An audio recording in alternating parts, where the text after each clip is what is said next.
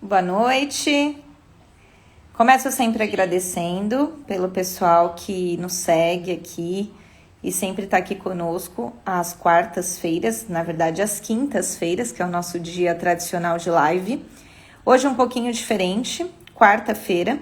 Nós mudamos o dia da live nesta semana e na próxima semana por um motivo muito especial, que é receber o Dr. Marcos Fernandes. Então ele só conseguiria nas quartas-feiras, porque ele dá aula às quintas. Eu vou aproveitar enquanto isso, eu vou mandar o convitinho aqui pro doutor. E aí eu já sigo falando com vocês. Então, gente, hoje a gente vai falar de um assunto super importante. Eu sou Juliana Moraes, sou coordenadora aqui da Qualivetes. Trabalho já há alguns anos, mais de uma década, com medicina integrativa. Nosso objetivo é sempre trazer o melhor para o animal em qualquer fase da vida, independente de que fase da vida ele esteja, e com os recursos mais naturais possíveis, sempre complementando, como já diz o nome, os tratamentos que já estiverem sendo feitos pelos outros colegas médicos veterinários. Então agora eu vou mandar aqui para o Dr. Marcos, ele acabou de entrar, vou dividir aqui a tela, e alguns recadinhos que eu queria passar para vocês. Coraçõezinhos são muito bem-vindos. Cliquem nos coraçõezinhos. É uma forma do Instagram entender que o nosso conteúdo é legal, é relevante, que vocês curtem e que ele distribua mais esse nosso conteúdo. Então, o nosso melhor pagamento aí são os compartilhamentos, essa horinha que a gente dedica para estar aqui com vocês. Os aviõezinhos que estão aqui embaixo também, tá aqui o aviãozinho. Se você pode mandar para outras pessoas que você julgue que seja interessante esse assunto. E também você pode nos enviar pergunta aqui na caixinha de perguntas de uma forma que ninguém veja, só eu vejo. Não divulgo o seu nome e faço a pergunta para o Dr. Marcos, ou colocar aqui para todo mundo ver, tá bom? Vou mandar aqui para o doutor. O convite agora, doutor.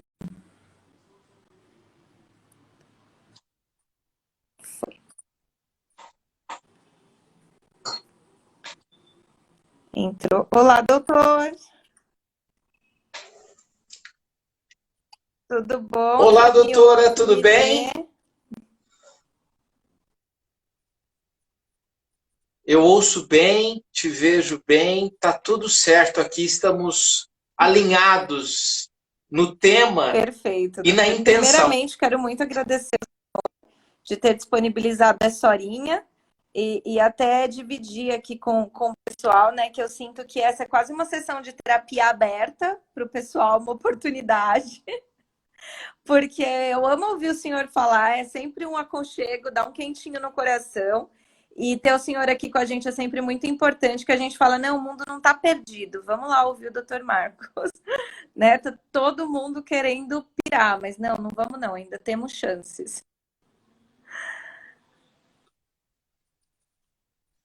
Doutor, em primeiro lugar, eu agradeço o convite, é um prazer falar aqui no espaço da Qualivete para os seus clientes, seus amigos, seus colegas, nossos colegas veterinários, né, e terapeutas também. Enfim, para todo mundo, né? Pois é, eu acho que a escolha do tema não poderia ser melhor. Ela é a tônica do momento. A gente precisa olhar para nós. Olhar para nós é olhar para o nosso interior e entender o que está acontecendo doutor, com a gente. Gostaria até de convidar para que o senhor também se apresente.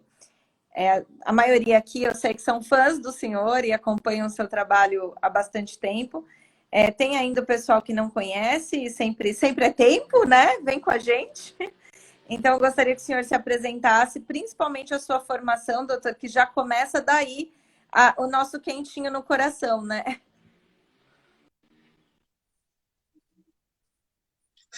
Pois é, eu sou médico veterinário, é minha primeira formação, estou fazendo 30 anos de formado esse ano, e não contente com a medicina veterinária tradicional ortodoxa, eu fiz especialização em homeopatia. Depois disso, eu fui fazer outras formações, como psicanálise clínica, fui atender o tutor, do ponto de vista freudiano. Depois, fiz constelação familiar e medicina germânica. E, a partir daí, senti um salto quântico do entendimento de como funcionam as famílias multiespécies, né? e que a doença do animal, muitas vezes, era uma extensão da doença do tutor ou de familiares humanos ao qual o animal estava submetido no seu inconsciente, né? Então, essa foi basicamente a minha formação. Doutor, quando foi que o senhor sentiu essa necessidade de olhar para o tutor? Há quantos anos? E que o senhor falou, não, tem mais coisa aí. Quando que essa pulguinha ali do veterinário veio na sua orelha?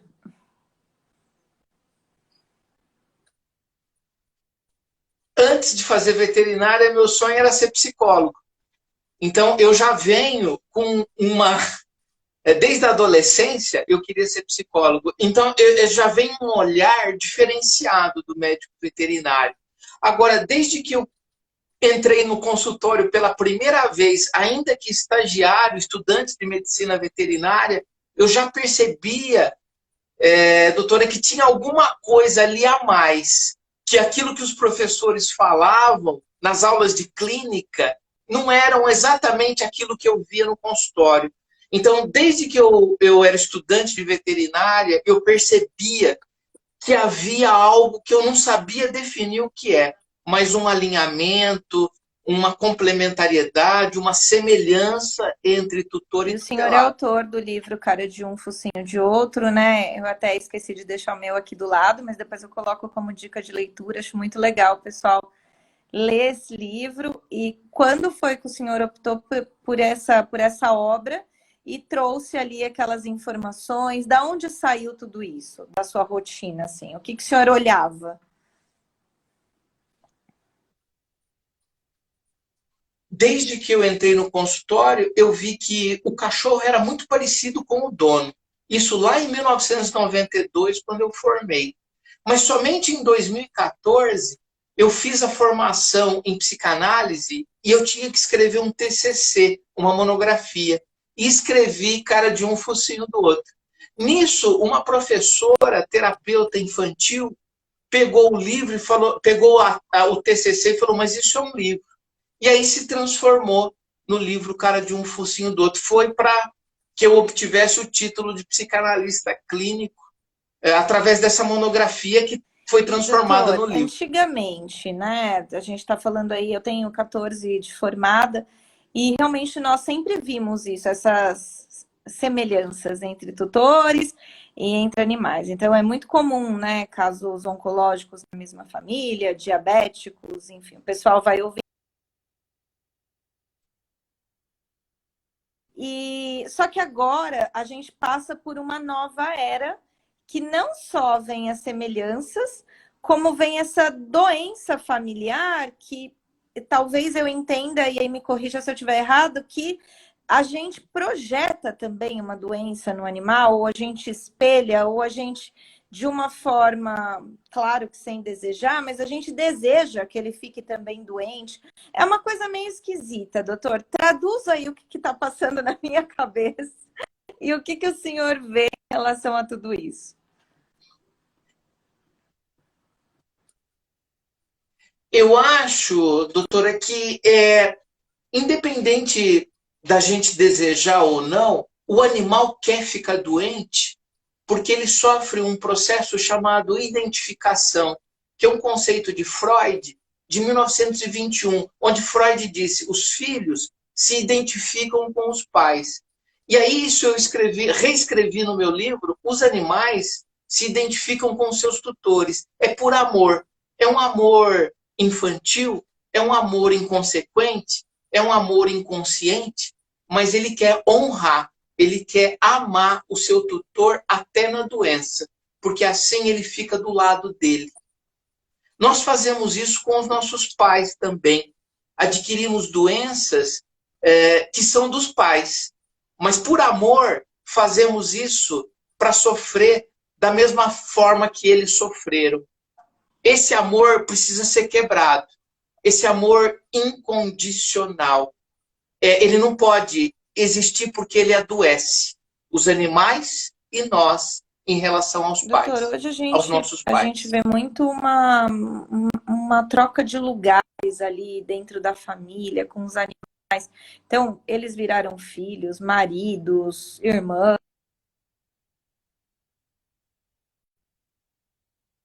normalmente ruim na vida da pessoa, ou ela mesma ou alguém tenta cobrir aquilo com um animalzinho, né? Então, eu tenho um filho deficiente, eu vou dar um cachorrinho para ele de presente. O meu pai faleceu, alguém vem e me dá um cachorrinho. Ou um gatinho, ou um peixinho, enfim, seja o que for. E aí eu entendo que aquele animal, ele preenche na vida e na vida de outras pessoas, e ele nunca ocupa o lugar que era dele, que é o lugar de animal da casa, de pet, né? Então, eu na minha rotina ouço muito, aqui na equipe a gente ouve muito. Eu não posso perder esse animal, eu ganhei ele do meu marido, mas meu marido já faleceu. Não, eu não posso perder esse animal. E é sempre eu não posso perder o animal porque alguma coisa ou alguém, e não pela importância do animal. Isso tudo fica um pouco distorcida na relação entre os humanos. Como que o senhor aborda isso hoje, tanto no consultório quanto com os tutores?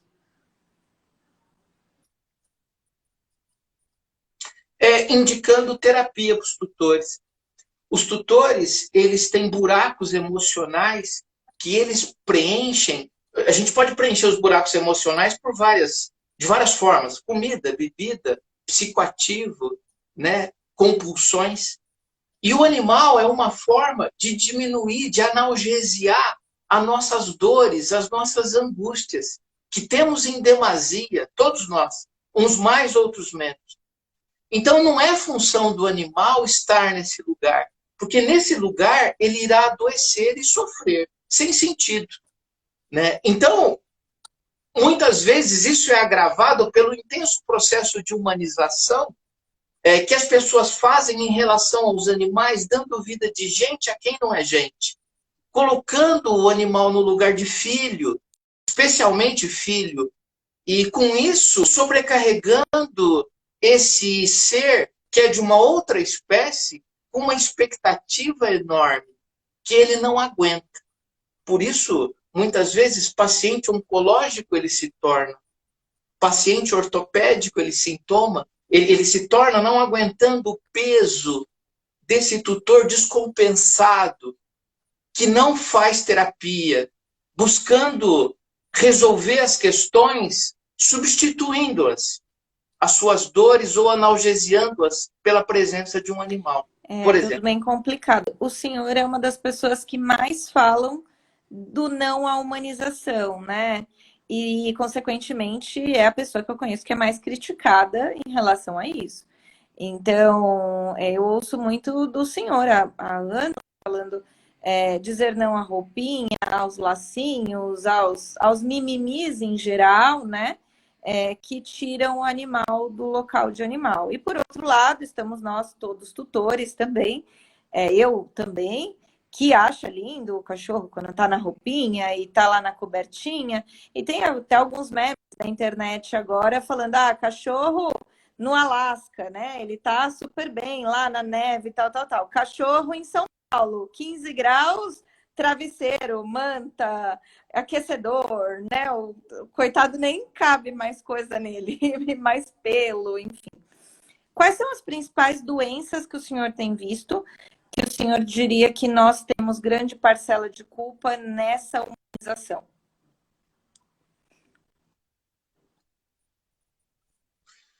Os transtornos psiquiátricos são os mais prevalentes. Síndromes ansiosas, síndromes depressivas, sintomas de síndrome do pânico, de transtorno afetivo bipolar, são exemplos da colocação do animal no lugar que não é dele, distanciando esse indivíduo do sistema familiar primário biológico ao qual ele pertence, que são os pais cães, o sistema dos canídeos ao qual eles pertencem. Por outro lado, as doenças físicas, eu vejo as doenças crônicas debilitantes, as oncológicas, as alérgicas, as dermatopatias, as doenças endócrinas também. É uma gama de doenças que vem desse intenso processo de humanização. De fato, eu sou bastante criticado por isso, isso me envaidece, porque mostra que eu estou no caminho certo. Porque há uma dor aí do ser humano que tem que ser olhada, que ele insiste em não olhar. Tudo bem. Ele poderia não olhar se o prejuízo fosse só dele, mas não é. Nós precisamos aqui dar voz aos animais que não conseguem falar. O quanto eles sofrem quando eles são colocados nesse Doutor, lugar. nós profissionais, e aí veio até o meu pedido para o senhor dessa live e da próxima semana também, falando de constelações, a gente vem sofrendo muito também com isso. Então, por mais que também sejamos malucos por bicho, a maioria das pessoas que entraram na medicina veterinária tem a bendita da frase, né? Eu gosto mais de bicho do que de gente. Aí vem a primeira frustração, porque descobre que o bicho não fala, o bicho não te liga, e logo quem quer ter o cliente? Gente, olha aí que frustração. Mas, enfim, a gente, né, amadurece, vira adulto e entende que a gente decidiu trabalhar com gente mesmo, que não tem outra opção. Mas a gente vem sofrendo com isso, a gente conversou essa semana, só para o pessoal saber, e compartilhamos algumas questões. Eu passei por várias de, olha, eu não venho hoje com consulta agendada porque o meu animal está dormindo. Olha, é melhor não terminar a acupuntura, porque ele não está gostando. E o animal está quieto, não está fazendo nada, mas enfim, né? Tudo isso. E a gente vem sendo muito prejudicado também. E aí a gente entra num conflito de relações, onde a gente se coloca ali como profissional, mas que a gente está sendo agredido como profissionais, como seres humanos. E aí, doutor, o que o senhor tem encontrado nessa tua trajetória aí desse gargalo da nossa vida? Pois é, os veterinários sofrem muito nessa situação, muito em função da má formação profissional que nos é dado na faculdade, a todos nós, especialmente os mais velhos, eles não tiveram uma base e ainda não tem emocional, psicológica. O veterinário é um profissional que deveria estar constantemente em terapia, assim como todo profissional, especialmente da área de saúde. No entanto, a gente negligencia isso, acha que não precisa, né? A gente tem essa capa de super-homem, né? Nós somos confundidos como seres alados, franciscanos, né? Seres que estão numa condição de superioridade e não somos. Sofremos as dores de ver o nosso paciente sofrer, paciente animal e paciente humano. Isso é muito duro para a gente, né? Então, eu indico terapia para as pessoas, mas eu tomo o mesmo remédio que eu receito para todo mundo. Eu faço terapia. Isso mudou minha vida quando eu percebi que eu não podia resolver tudo sozinho. Temos uma pretensão e uma arrogância que vem muito da nossa formação e pela incapacidade dos nossos professores universitários de nos orientar adequadamente em relação a isso. Eu responsabilizo muito a nossa formação por termos tantos problemas emocionais, mentais, porque nos é negligenciado esse olhar, inclusive com o fenômeno da eutanásia, que muito agrava esses quadros psíquicos Nós somos uma no das médico únicas veterinário. profissões que mata durante o dia, né? E à noite tem uma vida normal, né? Cuida de filhos, vai jantar com o namorado, vai ao shopping. E não é normal. Se alguém conseguisse fazer isso, é um psicopata, de fato, né? Não faz sentido nenhum. Você tá numa sala, tira a vida de alguém e recebe um filhote lá numa família, toda feliz. Não faz sentido você ter essa dupla personalidade. E como que o senhor aborda, doutora, a eutanásia? E o que eu tenho visto também, já pegando esse gancho, a eutanásia, eu criei aqui uma cláusulazinha contratual, viu, colegas? Que assim, a gente não devolve mais dinheiro em relação à eutanásia. E porque é um castigozinho, e estou dividindo isso com os colegas, e tenho parte jurídica que me orienta. Por quê? Porque eu vi que a eutanásia vem com o cansaço do tutor. Então, na primeira consulta, ele me fala, mas imagina, quando eu leio ali, Ele fala, mas eu nunca vou fazer isso com o meu animal. E aí vem o cansaço, e vem as escaras, e vem a necessidade de virar o animal 200 vezes, e vem aquele animal que vocaliza à noite, ou enfim, vem um animal que precisa de um pouco mais de atenção e ele fala, ele tá sofrendo. E quando ele fala ele tá sofrendo, são palavras dele, né? Eu tô sofrendo, eu não aguento mais, eu preciso trabalhar, eu preciso. E aí vem a eutanásia.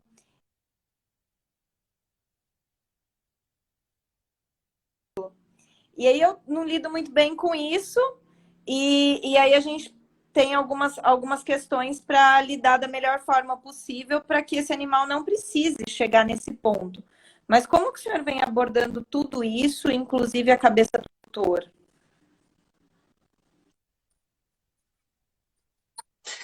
Quando eu estou diante de um paciente terminal, especialmente oncológico, ou em função do adiantado da idade, eu vou tratando o meu cliente que gosta do meu trabalho, por isso que me convida para atender o paciente, eu vou tratando o desapego.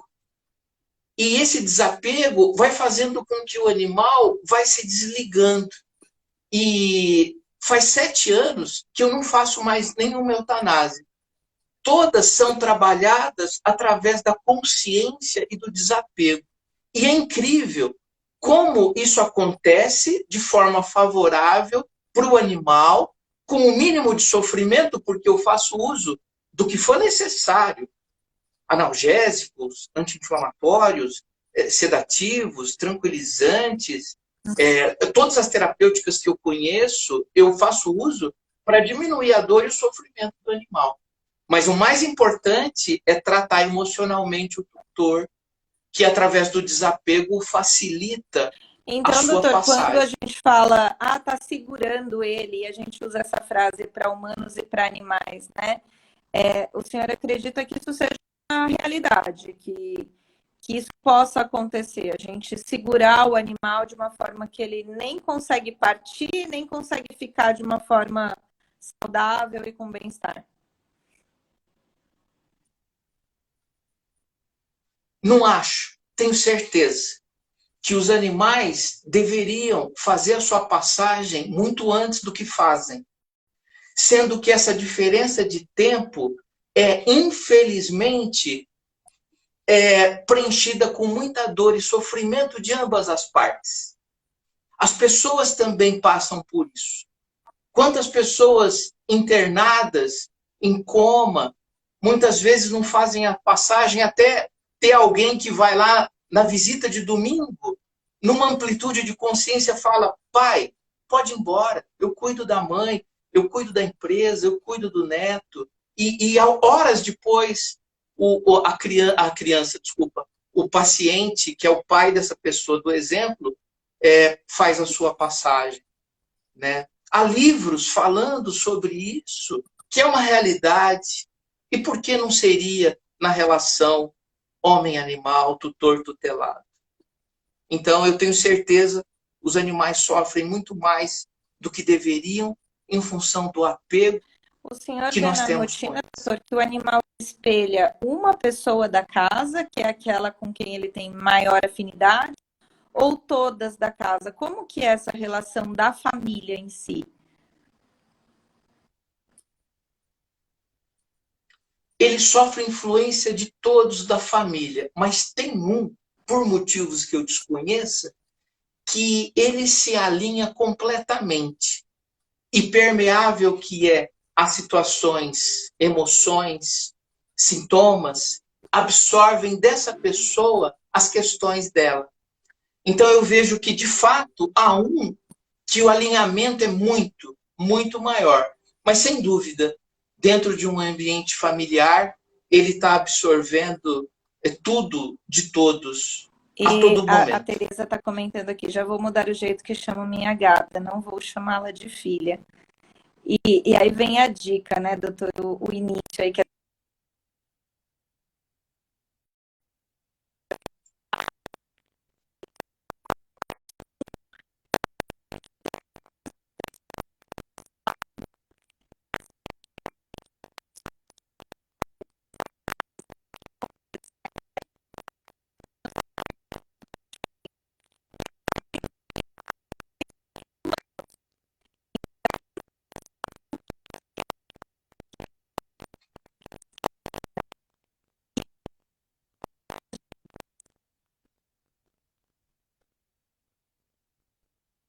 Olha, a grande dica é exatamente o que nós estamos fazendo aqui, consciência, né?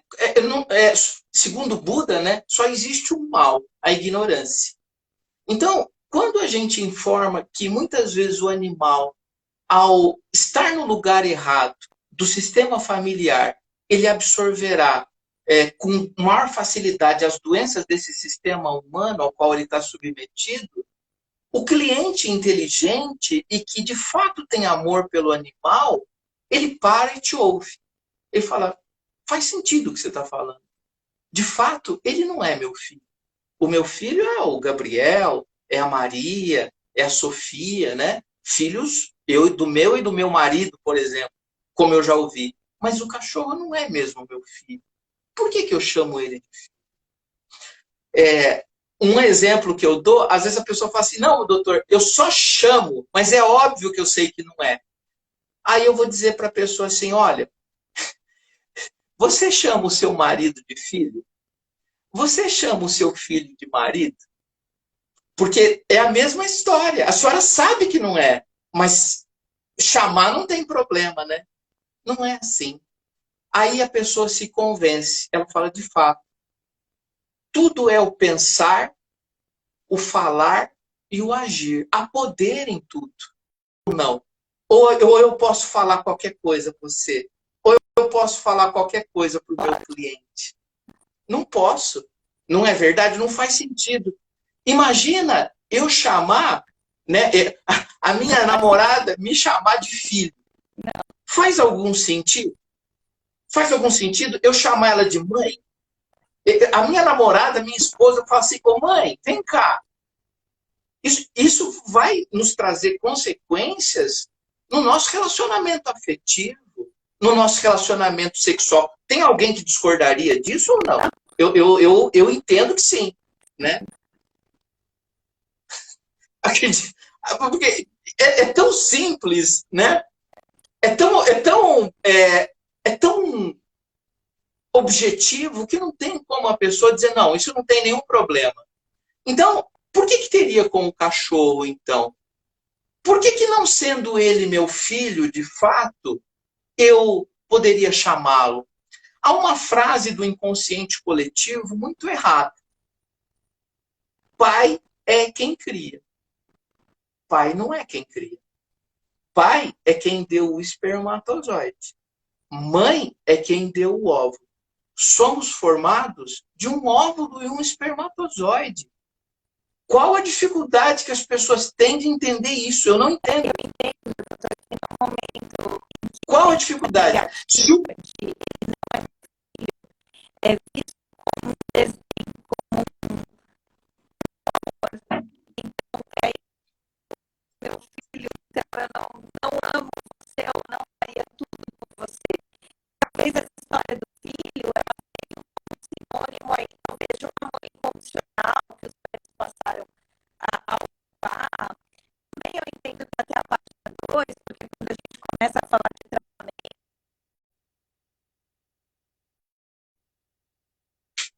tranquilidade aqui, ó, eu tenho tal coisa que eu vou fazer com o meu filho biológico, né? Aí tal coisa com o meu marido, tal coisa da nossa empresa. Dificilmente o pet aparece lá como prioridade nos tratamentos, prioridade nas vacinas, nos exames, nos check-ups, né? E aí já não é mais filho. Então, mas é tudo isso, não, mas ele é meu filho, ele está com os exames, ele é meu filho, eu amo muito condicionalmente. E aí, como nós profissionais trazemos isso para dentro das nossas consultas de uma forma que não fique ofensiva? E o pessoal está falando aqui que a internet está falhando muito, não sei se é a minha,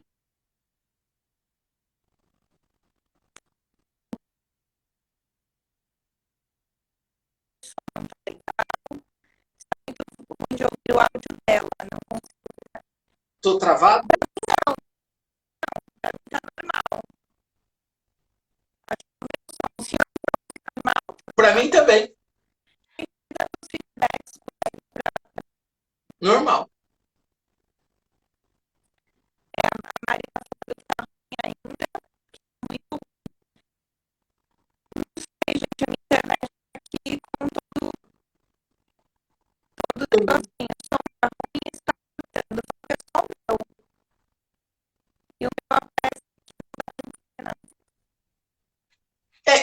ouço bem. É, eu te ouço bem. E a gente vai tocando, eu vou tentar arrumar aqui a internet.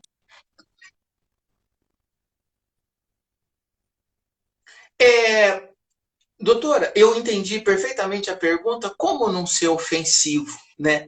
E, de fato, ninguém está aqui para ofender ninguém. Mas veja, uma observação. Se eu tenho um filho, ele está doente, eu levo ao pediatra, e o pediatra fala assim, Marcos, você como pai tem que ter uma outra atitude em relação ao teu filho. Eu não mudaria o meu comportamento em prol da saúde do meu filho? Quanto que a gente ouve coisas duras dos médicos, muitas vezes, e a gente se ofende? A gente critica o profissional que está ali recebendo um honorário justamente porque você gosta dele. Então, essa questão das pessoas se ofenderem com isso é falta de terapia. Me desculpe, mas se a pessoa me paga um honorário para falar sobre a saúde ou a prevenção das doenças dos animais, eu alerto ela sobre os meus estudos, sobre as minhas 3 décadas de consultório veterinário. Agora, eu, de fato, não agrado todo mundo. E nem tenho essa pretensão. Eu tenho um alinhamento com a minha alma e a minha consciência.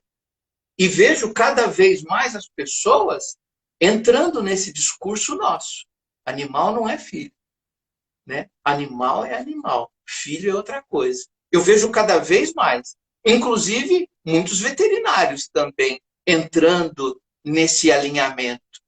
Agora, se as pessoas não buscam mudanças, não concordam com isso, eu respeito e incluo a crítica dela a esse olhar, com certeza. Mas faço diferente e oriento a fazer diferente.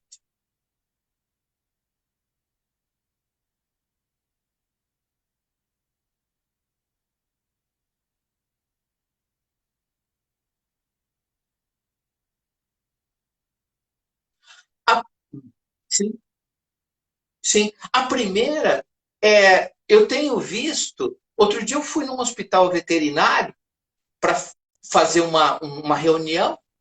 Fiquei aguardando meia hora na sala de espera e eu vi uma veterinária falando assim para a tutora que tinha acabado de chegar no hospital. Ô mãe, o que ele tem? Então veja, o veterinário chamando a tutora de mãe. Como acontece com quem tem filho, sabe disso, quando a criança não está bem, a gente leva no pronto atendimento e aí o médico pergunta assim, pai ou mãe, o que está acontecendo com a criança? Nós estamos copiando os médicos. Nós temos que começar por nós a mudança. A gente precisa parar com isso. Porque nós estamos incentivando um comportamento inadequado. Então, eu acho que começa pela atitude do veterinário em chamar o animal pelo nome, Rex, em orientar que a humanização leva a doenças, não chamar os tutores de pai ou mãe. Eu acho que começa por aí. Depois, indique leituras, podcasts, colegas que falam sobre o tema, porque muitas vezes eu só falar com o meu paciente não é legal. É interessante ele ver outros colegas falando, outras leituras, né? Eu acho que esse é o caminho.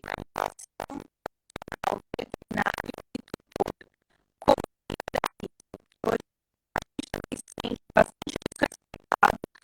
somos a pessoa mais importante no mundo, nós somos os pediatras e ocupamos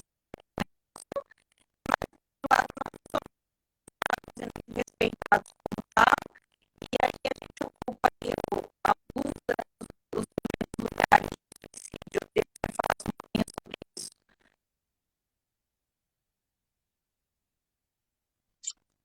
A culpa é nossa.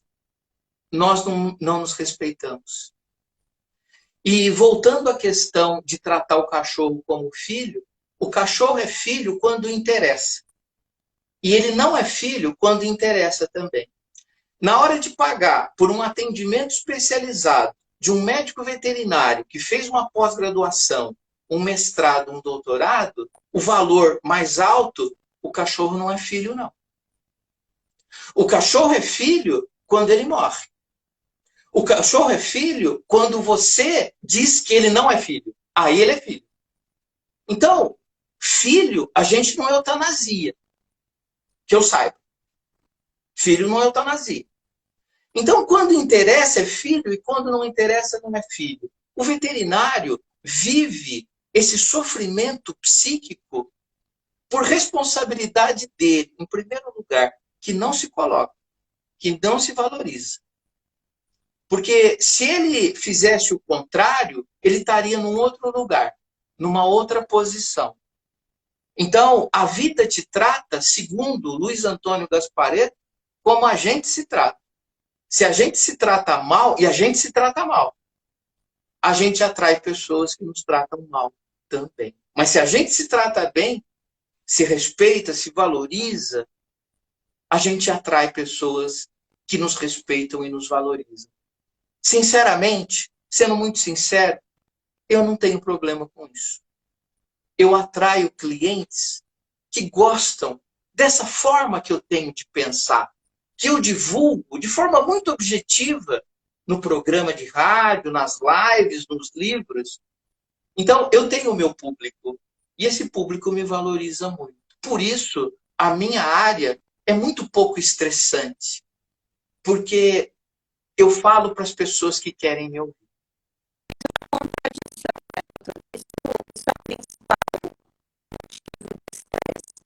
Então, tanta palavra de gente filho que não é filho, e aí às vezes não é, a gente é obrigado que é pediatra, e aí a gente também não é visto como médico, enfim, a gente aqui não concorda muito, mas eu quero perguntar para o senhor nos seus estudos, principalmente sistêmicos, sobre a veterinária, sobre esse fato do veterinário carrega constantemente nós estamos frustrados e infelizes, seja por salário, seja por rotina, né? Somos frustradas, a maioria, e infelizes. Então, o que você fez? No meu, no meu olhar, a explicação está na segunda lei de Bert Hellinger, que fala sobre o equilíbrio de troca. Nós damos muito e recebemos pouco. E com isso nós adoecemos. Equilíbrio de troca é eu faço uma coisa e recebo na mesma proporção aquela coisa. Eu faço uma consulta e recebo os honorários que eu entendo que justificam aquele meu atendimento. Mas o veterinário está sempre abaixo. Ele dá muito e recebe pouco. Até porque ele trata de dois pacientes ao mesmo tempo. Ele trata do animal e do tutor. Trata entre aspas, porque ele não trata. Ele só absorve toda a carga de negatividade, todo o magnetismo que ele entende do sofrimento do animal. Então, o que acontece é que nós não equilibramos a troca. Nós não cobramos adequadamente, nós não nos respeitamos adequadamente. E com isso, adoecemos fatalmente. O senhor também tem acompanhado colegas, doutor, na sua profissão, como terapeuta? Acompanho, eu trato muitos veterinários, né? E veterinário que sou, entendo a dor deles. Já passei por muitas delas. Já superei muitas delas também, né? Com a ajuda dos meus terapeutas, né? Das pessoas que me atenderam também. Infelizmente, o número de casos de veterinários com problemas de saúde psíquica são enormes. Infelizmente. E eu, a primeira vez que eu conheci o senhor, eu estava reclamando muito aqui do som, doutor, muito. Foi recebendo mensagem no WhatsApp, mensagem por aqui, falando que não dá para ouvir nada do que eu falo. Eu vou sair Quer sair e voltar? Faz a primeira parte, a gente faz a finalização.